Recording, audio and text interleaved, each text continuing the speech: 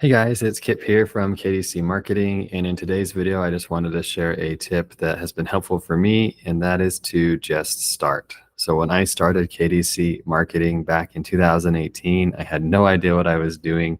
I knew I liked building websites, and I just started with family and friends. So I built a website for a close family member, and back at that time, I was moving them from their old e-commerce platform. I don't even remember what the name is of the system they were on, moving them over to Shopify. And that website project was a $200 project. And then later on, after I started building a few websites here and there, I made my company a sole proprietorship and still just did really small projects with family and friends. And then a couple of years went by, or months went by, I'm not sure at what point, I made my business an LLC. And then I started taking on more clients and getting referrals and working with more than just friends and family. And the pricing of my projects slowly went up as well. So I started off at 200, then I did a website project that was 700, then one that was 1,500 and 2,000 and 4,000. And the biggest project that I've ever pitched before is a $35,000 website. And in addition to the websites, I do some marketing campaigns, monthly marketing campaigns for clients. Some of those are $1,000 a month, some are $4,000 a month, doing Google Ads, SEO, and other marketing services. So the point of all of this, though, is to share that you have to start somewhere, even if it's small, and you'll be able to get feedback if you start. There's a quote that I love that says that feedback is the breakfast of champions. And so had I never started KDC Marketing back in 2018 and said no to that first website project, I would not be where I am at today. And obviously my business has evolved over time and changed quite a bit. And now I'm a little bit more established than I was. But I started off very small, and it took me years to get to where I am doing this part-time and then doing it full-time later on down the road. And I don't want to give the wrong impression. There's still a lot I need to do to make my business better and continue to get more clients and grow my business. But it's been a fun process. I've learned a ton of things, and I'm a big proponent of starting something. And as soon as you start it and take action, that's where you'll start to see the return and feedback and everything start to come in. The same thing is true with creating content. So about 6 months ago, I started posting videos on YouTube about Wix Studio, Figma, and Canva. And I was just doing simple tutorials, just seeing what kind of stick. And it's been really awesome to see the response. I've been getting some comments, and I can also get some information about the audience that are watching my videos. So YouTube gives me data on location. So how many are based in the United States and how many are outside of the United States, and what days are they on the platform, and just some information like that. And that's been really interesting. I've also recently put out my course, Mastering Wix Studio, and had a purchase or two there, and have been really surprised with who's been purchasing that course and participating.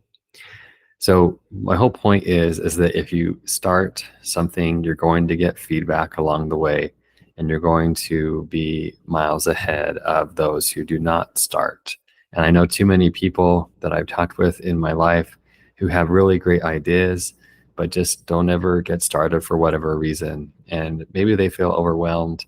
Maybe they feel like they can't dedicate the amount of time they want to the project right now. And I've had situations like that for me as well.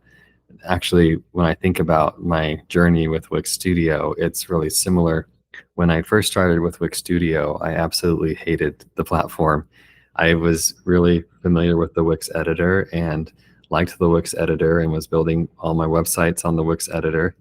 And then Wix Studio came out, and I would try it here and there, and then I'd try to do a few things, and then I just give up because it was taking me hours to make simple updates, and I didn't really understand the way the platform worked, and so I was wasting all this time. But I kept coming back to it and trying it a little bit. And then what actually ended up happening is I had a client who was on Wix Studio, and I was forced to use it for that client and figure it out. I had to figure it out because they needed changes to their website. They needed Wix CMS added, so we had to create dynamic content for multiple sections, and they needed something that was a little bit more robust than the Wix editor. So I was forced into that situation with this client's website.